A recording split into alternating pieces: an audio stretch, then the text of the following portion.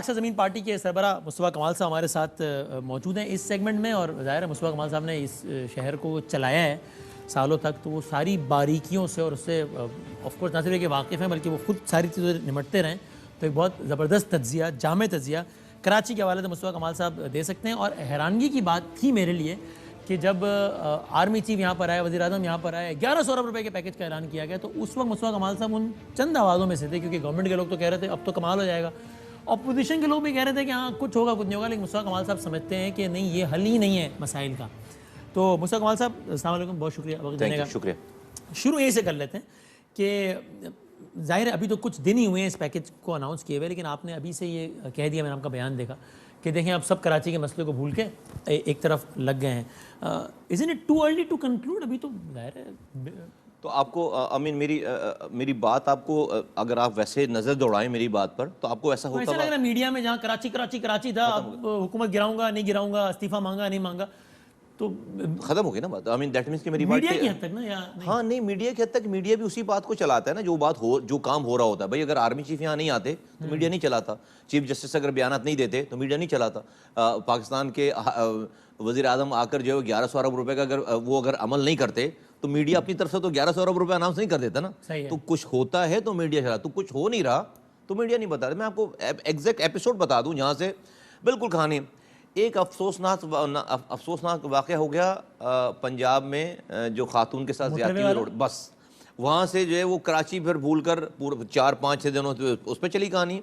उसके बाद फिर जो है वो ये एपीसी वाला मामला आ गया, एपीसी के ऊपर कहानी चली, और एपीसी के बाद आने वाले दिनों में जलसे जुलूस और जेलें होंगी, जुलूस और सारे अब दोबारा जब हर इशू के साथ होते हैं ना कि दोबारा जब बारिश होगी। नहीं वसीम भाई, मुझे तो एक्सेस है ना इन्फॉर्मेशन सारी जो आ रही है। अब देखें गवर्नमेंट अगर मीटिंग कर रही होती, चीज़ें हो रही थी तो अच्छा ये हो नहीं सकता, आप इसको समझिए। मैंने पहले भी जो बात की थी, कोई बगैर सोचे समझे या वैसे ही मैंने नहीं कहते खुदा न खास्ता, मैं तो भाई I would be the last person to believe this कि कराची में कुछ नहीं हो रहा। मैं तो चाहता हूं कि नहीं कि हो कुछ, और मैं क्यों कहूंगा कि भाई नहीं हो रहा। मैं मेरा शहर है, मुझे मेरे वालदैन की खबर है यहाँ पर, मुझे मरना है यहाँ पर। कोई भी आकर करेगा कुछ जरा भी कुछ करेगा तो मैं उसको कहूँगा हाँ यार हो रहा है कुछ। लेकिन एक आर्ग्यूमेंट ये ना उसे कहूँगा कि ना सिर्फ आप पर बल्कि जितने भी सियासी मुखालफीन है हुकूमत के, बशमूल पीपल्स पार्टी, उनके बारे में एक कहा जाता है कि अगर कराची में काम हुआ तो जाहिर है जो काम कर रहे हैं उनको क्रेडिट मिलेगा, और फिर बाकी जितनी भी अपोजिंग पॉलिटिकल फोर्सेज हैं इंक्लूडिंग यू, वो इररिलेवेंट हो जाएंगे। फिर लोग इनकी वाह करेंगे और उन पर ध्यान नहीं देंगे, तो सियासी नुकसान है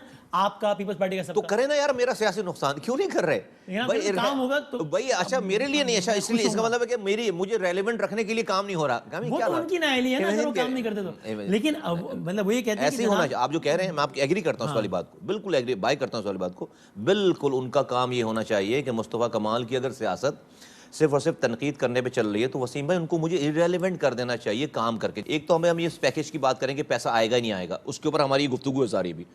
मेरा तो इससे बढ़कर अलग एक बात है ना, मेरा तो ये कहना है कि भाई कराची को पैकेज की ज़रूरत नहीं है, कराची को उसके हुकूक की ज़रूरत है, इसके इख्तियारात की ज़रूरत है। ये मैंने बात ही पहले कही है, और मैंने इसकी मिसाल दी कि भाई कराची की इसी तरह से मिसाल है कि आप जो महीने के आखिर में किसी मजदूर की उसकी मजदूरी छीन लें और उसको जो एक बिरयानी की थैली लाकर किसी वेलफेयर ऑर्गेनाइजेशन दे देंगे, लो भाई, और उसकी तस्वीर भी खिंचवाएं, ये तुम्हारा पैकेज है, तुम जिंदा रहो उस पर। भाई मेरी मजदूरी है ना, मैं कमाता हूँ, ये शहर कमाता है।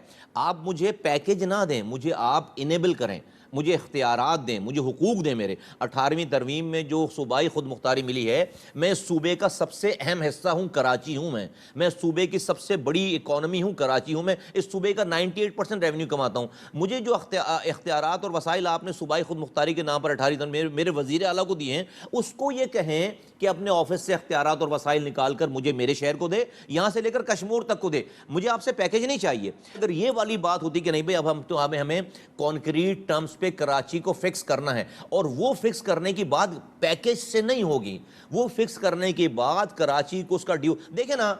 इसके नहीं होने की वजह से एमक्यूएम को मौका मिल रहा है सूबे का नारा लगा रही है, जबकि उसको पता है कि सूबा बना नहीं सकते वो। पीपल्स पार्टी को मौका मिल रहा है कि हम धरती माँ को तोड़ने नहीं देंगे। उनको पता है कि इन्होंने बनाना नहीं है, उनको पता है कि इन्होंने तोड़ना नहीं है, उनको बचाना नहीं है। दोनों इस सिंध कार्ड और मुहाजिर कार्ड के पीछे छुप कर अपनी एक 12 साल से हुक्मरानी कर रहा है, एक 4 साल से हम पर हुक्मरानी कर रहे थे लोकल गवर्नमेंट में। दोनों इस नारे के पीछे छुप रहे हैं, ये ठीक बात नहीं है। मेरे तो मैं अच्छा सूबे के नारे के हवाले से मेरी भी कमोबेश यही रहा है जो आप कह रहे हैं, लेकिन मुझे बताइए कि ये सूबों का नारा, ये कोई गैर आईनी मुतालबा तो नहीं है। तो ठीक है, एक जमात है वो समझती है कि ये हल है तो उसकी तकरार कर रही है, उसमें क्या वसीम भाई, एमक्यूएम कहती है कि हमने सूबा बनाना है, दो तरीके हैं, आईनी तरीका और एक लड़ाई का तरीका। आईनी कह रहे हैं आईनी तरीका अपनाएंगे, लड़ाई नहीं करनी। वसीम भाई कैसे करेंगे? उनके पास जो है 10% मेजॉरिटी नहीं है, 75% चाहिए। कैसे करेंगे? सारे सिंधी एमपीएस को राजी कर लिया है, नंबर 1। तो वही थोड़ी कह रहे हम कल करेंगे, कह रहे हैं तहरीक है, आज आगाज किया है, ठीक है, बड़े मकासद के उसूल में दिहाइयाँ लग जाती हैं, ठीक है। वेल अगर मैं लोगों को अगर उनकी ये बात बाय करनी है और लोगों तो मुझे तो मेरे पास तो कोई हथियार नहीं है कि मैं लोगों को बोलूँगा नहीं उनकी बात ना माने। अगर लोगों को ये उनका इतना इतना सिंपल सा ये नैरेटिव अगर उनको बाय करते हैं कि भाई इतनी सारी गवर्नमेंट्स गुजारने के बाद अभी कहें कि भाई हम तो सिर्फ ये नारा लगा रहे हैं, इस नारे पर भी हमें 30 साल और वोट दो और हम एक तकरीर भी नहीं करेंगे, कल को जब पीपल्स पार्टी हमें असेंबली में हमें 2 सीटें ऑफर करेगी, वजारतें देंगी, तो हम उनको टोपियाँ पहना देंगे, अपने अजरकें डाल देंगे और दोबारा भाई भाई हो जाएंगे। अगर लोगों को ये बाय करके ये उनके पीछे लगना है तो मैं कौन होता हूँ रोकने वाला? तो मुस्तफा कमाल साहब, अगर हम इसको कंक्लूड करें, ज़रा आसान अल्फाज में ले लें, तो आप इसका मतलब ये कह रहे हैं कराची के जो लोग इस वक्त देख रहे हैं मैडम, कि आपका ये तज्जिया है कि कुछ भी नहीं होने वाला है? अनफॉर्चुनेटली वसीम भाई, इस पर जेर जबर भी मैं इस पर ऐड नहीं करूँगा, ऐसे ही है, कुछ भी नहीं होने, आज के दिन तक तो कुछ भी नहीं होने वाला।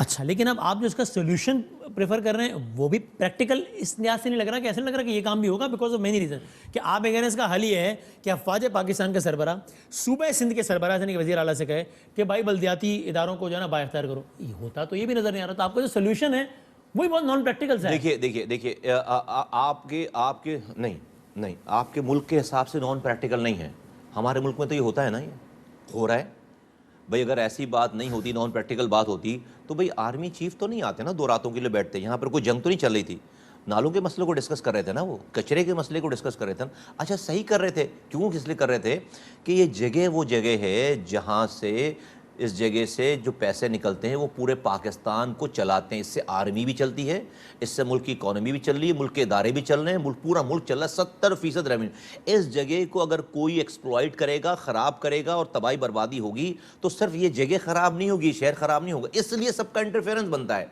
इसलिए बनता है। तो मुझे आर्मी चीफ अगर वज़ीर आला सिंध से कहेंगे तो वज़ीर आला सिंध ये रिस्पॉन्ड करेंगे कि सर मैं आपकी राय का बड़ा एहतराम है, लेकिन मैं आइन मुझे करने की इजाज़त देता है, मैं उन लोगों की बात मानने का पाबंद हूँ जिनके मैं वोट लेकर आया हूँ।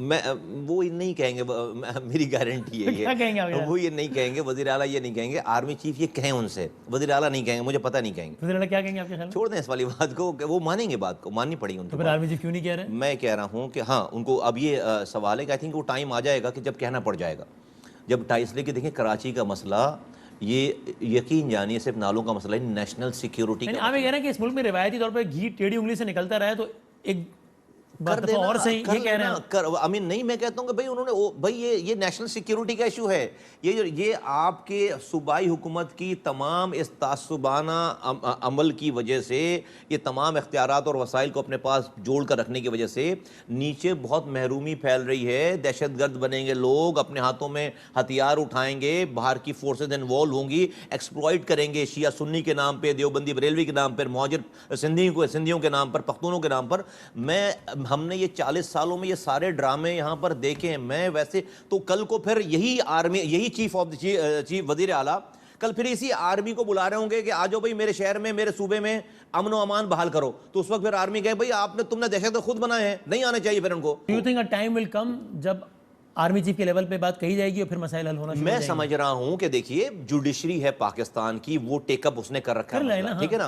पाकिस्तान के आर्मी चीफ, मैं उस वक्त कह रहा हूं जब आर्मी चीफ 2 रातों तक आकर बैठे हैं, उसके बाद ही वजीर आजम आए ना भाई। उन्होंने आपके पास, हमारे पास ये खबरें हैं ना ये वाली, कि भाई उन्होंने आकर कोई बॉर्डर के मामला को डिस्कस, कराची के मामले को डिस्कस किया ना। तो भाई कराची के मामला को डिस्कस करने के बाद उसका आउटकम 1100 अरब रुपए का पैकेज नहीं है, उसका आउटकम 1100 में, ये मेरी बात है टोटल। मैं तो सिर्फ एक अपनी राय दे रहा हूं, अपनी गाइडेंस प्रोवाइड कर रहा हूं कि उसका हल 1100 अरब रुपए का पैकेज। 1100 अरब रुपए का पैकेज से मुराद इसी तरह से है कि आप किसी ब्रेन ट्यूमर का इलाज पैनाडोल की गोली से करें।